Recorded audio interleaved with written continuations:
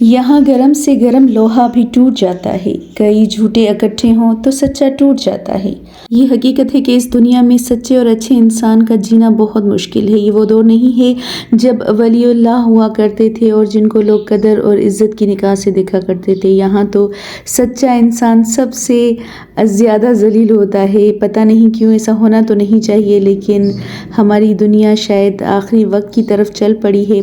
लेकिन उसके साथ साथ जहाँ नेगेटिविटी है वहाँ पॉजिटिविटी भी है। बहुत अच्छे लोग और सच्चे लोग भी मौजूद हैं जो आज भी आपकी कदर करते हैं, आपको वैल्यू देते हैं अगर आप उनके साथ सही हैं। तो जी आज मैं बहुत ज़्यादा हैप्पी हूँ, बहुत एक्साइटेड हूँ क्योंकि आपके साथ शेयर करने वाली हूँ कि मुझे बहुत बड़ा सरप्राइज़ मिला है जिसका मैंने तकरीबन 2.5 साल से इंतज़ार किया है यूट्यूब पर, जब से मैंने चैनल बनाया हुआ है। और मैं वेट कर रही थी कब मेरे पास वो सरप्राइज़ आकर पहुँचेगा और फाइनली वो आ गया है। और मैं बहुत ज़्यादा हैप्पी हूँ क्योंकि अब मुझे फील हो रहा है कि शायद मेरी मेहनत रंग लाई है। तो यहाँ जी वो मैं सरप्राइज़ आपको लास्ट में बताऊँगी। अभी मैं आपको बताती चलूँ कि हम हैदराबाद से अभी कराची की तरफ रवाना हुए हैं। एक मैरिज सेरेमनी है मेरे हस्बैंड के मामू के बेटे की जो कि हमें अटेंड करनी है। तो हम रेडी होकर यहाँ पर हम निकल गए थे और एज़ यूजुअल बरज़ा की मस्तियाँ जारी हैं। एज़ यूजुअल अपने ब्लॉग को टच देंगे एक प्यारी सी स्टोरी के साथ जो कि मैं अभी आपको बताने जा रही हूँ, क्योंकि ये मेरे ब्लॉग की एक खासियत है कि मैं चाहती हूँ कि आपके साथ कुछ ना कुछ अच्छी इन्फॉर्मेशन या कुछ मोटिवेशनल बातें शेयर करूँ। और ये है कि ना सिर्फ आप मेरे ब्लॉग को देखकर एंजॉय करें बल्कि उससे कुछ अच्छी बातें और कुछ अच्छी यादें जो है ले लें ताकि आपको अपनी लाइफ में भी काम आ सकें। तो जनाब ये है स्टोरी एक टीचर और एक प्यारे से स्मॉल से क्यूट से बच्चे की। तो जनाब एक क्लास में जो मॉन्टेसरी की क्लास होती है, टीचर अपने एक स्टूडेंट को बुलाती है और उससे पूछती है कि अगर मैं आपको एक एप्पल दूं, फिर एक एप्पल दूं और फिर एक एप्पल दूं तो बताइए कि आपके पास कितने एप्पल हो जाएंगे। बच्चा बड़ा कॉन्फिडेंस के साथ और तसल्ली के साथ आराम से जवाब देता है कि मेरे पास 4 एप्पल हो जाएंगे। टीचर को लगा कि शायद छोटा बच्चा है, मेरी बात समझा नहीं, वैसे तो वो बहुत ज़हीन है। टीचर ने दोबारा से अपना सवाल रिपीट किया कि अगर मैं आपको एक एप्पल दूं, दूसरा दूं और फिर दूं तो कितने हुए। बच्चे ने एज इट इज़ दोबारा वही जवाब दिया कि मेरे पास 4 एप्पल हो जाएंगे। टीचर ने कहा अच्छा अब इस सवाल को थोड़ा ट्विस्ट करती हूँ। फिर टीचर ने पूछा कि अगर मैं आपको एक ऑरेंज दूँ, फिर एक दूँ और फिर एक दूँ तब आपके पास कितनी ऑरेंजेस हो जाएंगी। बच्चे ने बड़े इत्मीनान से जवाब दिया कि मेरे पास 3 ऑरेंज होंगी। टीचर को काफ़ी इत्मीनान हो गया कि ये मेरा इतना ज़हीन बच्चा रॉन्ग आंसर कैसे दे सकता है, लेकिन बहरहाल वो मुतमईन होकर दोबारा से उसने वही सेम क्वेश्चन रिपीट किया। एक्सीलेंट माय बॉय, अब दोबारा से मुझे बताओ कि अगर मैं आपको एक एप्पल दूं, फिर एक एप्पल दूं और फिर एक एप्पल दूं तो फिर आपके पास कितने होंगे।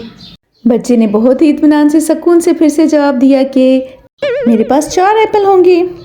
टीचर ने अपना सर पकड़ लिया और थोड़ा सा इनॉय होकर उसने पूछा कि जब ऑरेंजेस 3 होंगी तो फिर एप्पल 4 क्यों होंगे।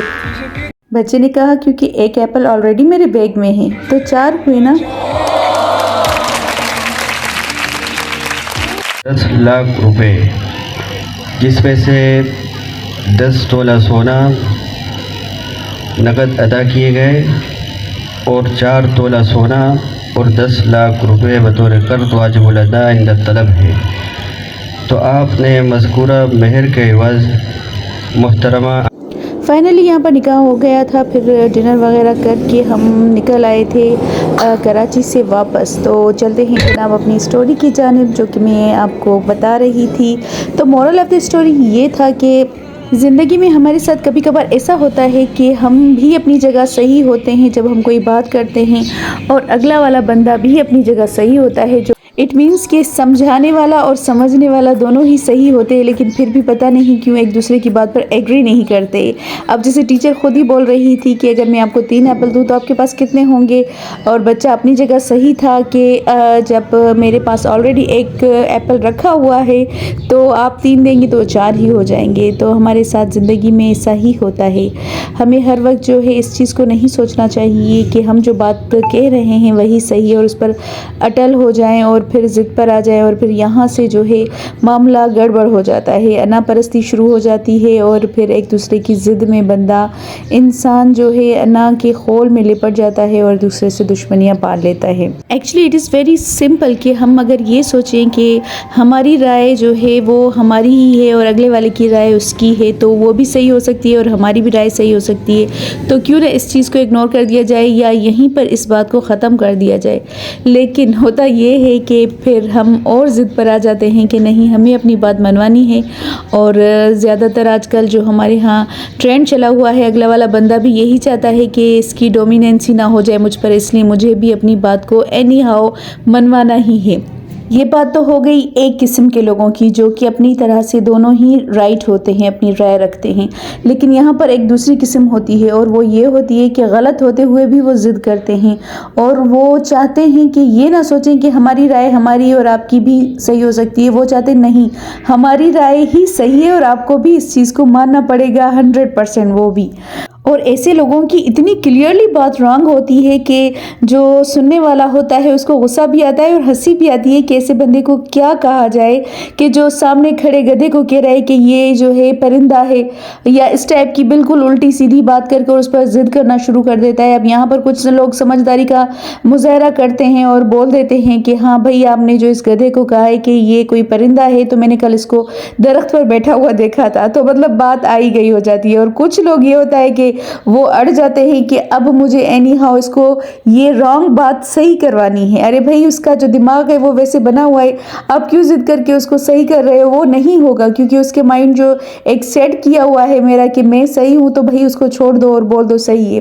और यहाँ पर एक तीसरी किस्म आ जाती है जो कि अल्लाह माशाल्लाह, वो पहले बंदे के साथ भी एग्री करती है और वो दूसरे बंदे के साथ भी एग्री करती है, क्योंकि उनकी अपनी तो कोई राय ही नहीं होती है। जैसे एक बंदा शादी में जाता है और सब उसको देखते हैं कि वो खाता ही जा रहा है, खाता ही जा रहा है, मतलब उस इतना फुल हो चुका है, लेकिन उसके बावजूद भी वो स्टॉप नहीं हो रहा। आखिर वेटर्स और इधर इर्द गिर्द के लोग उसके पास करीब जाते हैं और पूछते हैं कि भैया आप इतना खाना खा रहे हैं, आखिर क्या वजह है? तो वो बंदा बड़ा ही मासूम से अंदाज में बोलता है कि पेट तो मेरा भी बहुत भर चुका है, लेकिन क्या करूँ, कार्ड पर जो लिखा था कि 7 से 10 बजे तक खाना होगा। तो भाई कुछ लोग ऐसे भी होते हैं जिनको कोई बात समझ ही नहीं आती है, मतलब वो अपना ही दिमाग इस्तेमाल करके सोच लेते हैं कि शायद यहाँ पर जो ये बात लिखी है वो ऐसे हो गई, या इसने ये बात बोली है तो वो वैसे हो गई, तो फिर वो ऐसे ही लोगों को हंसाते ही रहते हैं। बहरहाल यहाँ जी मैं आपको बताती चलूँ कि यहाँ हम हैदराबाद से वापस आ गए थे और यहाँ पर जैकबाबाद में लगता है हॉर्स एंड कैटल शो, जो कि हर साल लगता है, कभी कभार नहीं भी लगता, लेकिन ये अच्छा ट्रेडिशनल सा एक शो होता है जिसमें लोग यहाँ जैकबाबाद के जाते हैं। वैसे मुझे पर्सनली इतना पसंद नहीं है, पहले किसी दौर में ये बहुत अच्छा होता था, पंजाब से और इधर उधर से लोग आते थे और यहाँ पर स्टॉल्स लगते थे, जैसे यहाँ पर ये भी सिंधी खुस्से थे और जूतियों का, और यहाँ पर फूड स्टॉल्स होते थे, मतलब बड़ा ही मज़ा होता था, बड़ी रौनक हुआ करती थी। लेडीज़ शोज़ होते थे और जेंट्स अलग होते थे, लेकिन अब आहिस्ता आहिस्ता इसकी जो क्वालिटी है वो काफ़ी ख़राब हो गई है। बच्चों के लिए तो काफ़ी इंटरटेनिंग जगह है, तो हमने भेज दिया था बर्जा को कि भाई वो एंजॉय करके आ जाए थोड़ा बहुत।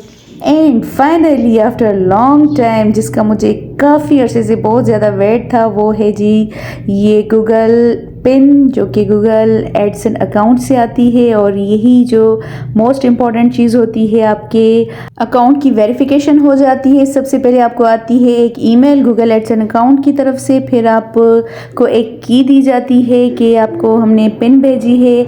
आप वो रिसीव करके 6 डिजिट्स होते हैं जो कि आपको एंटर करने होते हैं, और ये बिल्कुल भी किसी को नहीं दिखाए जाते। अब ये मैंने रिसीव कर लिया है, और ये मोस्टली तब होता है जब आपके एटलीस्ट $10 जमा हो जाते हैं आपके अकाउंट में, जो आपका रेवेन्यू जनरेट होना शुरू हो जाता है। तो इट मीन्स कि अभी मेरा रेवेन्यू स्टार्ट हो गया है यूट्यूब के चैनल से।